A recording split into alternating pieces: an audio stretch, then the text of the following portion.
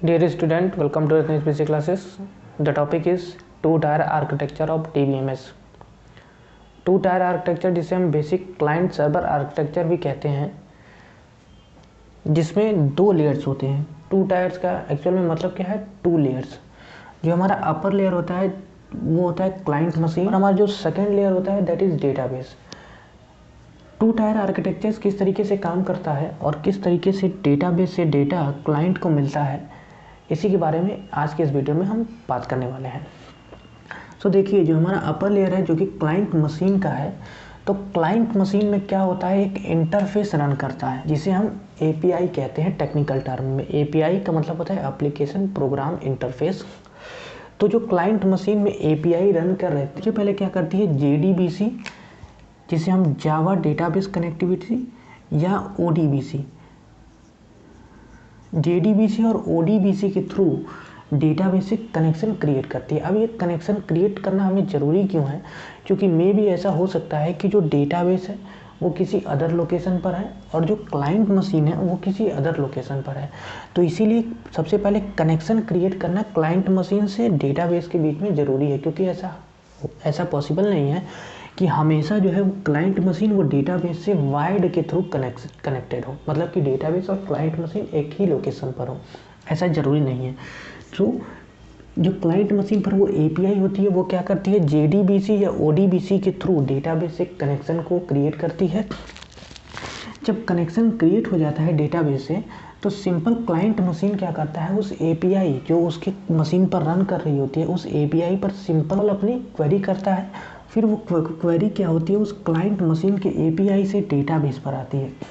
Database की responsibility है कि जो भी क्वेरी क्लाइंट मशीन के API से डेटाबेस पर आई है पहले उसे प्रोसेस करे। तो डेटाबेस क्या करेगा, क्वेरी की प्रोसेसिंग करेगा। जैसे ही क्वेरी की प्रोसेसिंग डेटाबेस करेगा, क्वेरी के प्रोसेस करने के बाद डेटाबेस को ये पता चलेगा कि उस पर्टिकुलर क्लाइंट ने क्वेरी में कौन सी डेटा की डिमांड की है। फिर डेटाबेस क्या करेगा, उस डेटा को उठाएगा और उस क्लाइंट की मशीन पर भेज देगा। इस तरीके से जो है हमारा टू टायर आर्किटेक्चर काम करता है। टू टायर आर्किटेक्चर में क्या होता है, क्लाइंट लेयर होता है एक और दूसरा डेटाबेस लेयर होता है। क्लाइंट मशीन्स में क्या होती है, एक सिंपल API रन कर रही होती है। वो API क्या करती है, वो डेटाबेस से JDBC या ODBC के थ्रू कनेक्शन को क्रिएट करती है। फिर क्लाइंट मशीन पे यूज़र जो है उस API जो कि इंटरफेस है उस पर एक सिंपल सी क्वेरी लिखता है। वो क्वेरी हमारी डेटाबेस पे आती है। डेटाबेस की रिस्पॉन्सिबिलिटी है उस क्वेरी को प्रोसेस करना और उस क्वेरी के रिस्पॉन्स में डेटा क्लाइंट को पहुंचाना। तो उस क्वेरी को प्रोसेस करने के बाद जो भी डेटा की डिमांड की होगी क्लाइंट ने, डेटाबेस क्या करेगा, उस डेटा को क्लाइंट के मशीन पर भेज देगा।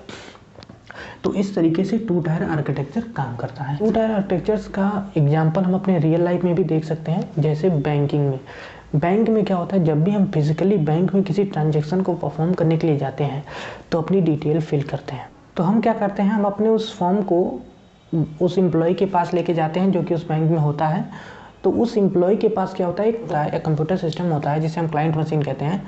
उसके कंप्यूटर पर क्या होती है, एक सिंपल सी API application program interface run कर रही होती है। उसमें क्या करता है, उस API में आपकी डिटेल को फिल करता है, आपका नेम फिल करता है, आपका खाता नंबर फिल करता है, फिर अपनी डेटाबेस से आपके डेटा को फेच करता है। मतलब कि वो मैच करता है कि जितना अमाउंट आपने ट्रांजेक्शन विड्रॉ करने के लिए मेंशन किया है फॉर्म में उतना अमाउंट आपके पास है कि नहीं है, उस बेसिस पे वो आपके ट्रांजेक्शन को परफॉर्म करता है। नेक्स्ट हम बात करते हैं टू टायर आर्किटेक्चर्स के एडवांटेज के बारे में। तो जो कि दो ही लेयर्स हैं, एक क्लाइंट लेयर दूसरा डेटाबेस लेयर। तो इजीली मेंटेनेंस है, मतलब हमको मेंटेनेंस पे ज़्यादा पैसा खर्चा करने की ज़रूरत नहीं है। हम सिंपली क्लाइंट मशीन को मेंटेन कर लेंगे, प्लस दूसरा हम डेटाबेस को मेंटेन कर लेंगे। नेक्स्ट अब हम बात करते हैं इसके डिसएडवांटेज के बारे में। टू टायर आर्किटेक्चर की जो सबसे बड़ी डिसएडवांटेज थी दैट इज़ सिक्योरिटी।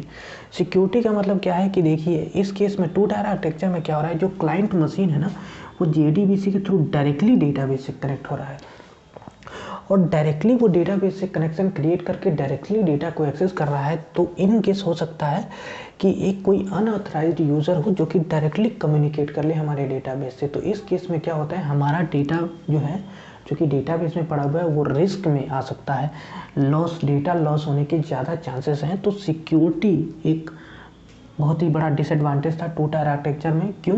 क्योंकि जो क्लाइंट मशीन है वो डायरेक्टली डेटाबेस से कम्युनिकेट कर रहा था। नेक्स्ट है स्केलेबिलिटी। स्केलेबिलिटी 2 टायर आर्किटेक्चर्स की लो है। क्यों लो है? कि अगर देखिए, अगर जो नंबर ऑफ क्लाइंट्स मशीन अगर बढ़ जाएंगे तो वो ज़्यादा से ज़्यादा क्वेरी प्रोसेसिंग करनी पड़ेगी डेटा को, क्योंकि ज़्यादा से ज़्यादा क्वेरी आएंगे डेटाबेस को, तो ज़्यादा से ज़्यादा उसे क्वेरी प्रोसेस करनी पड़ेगी।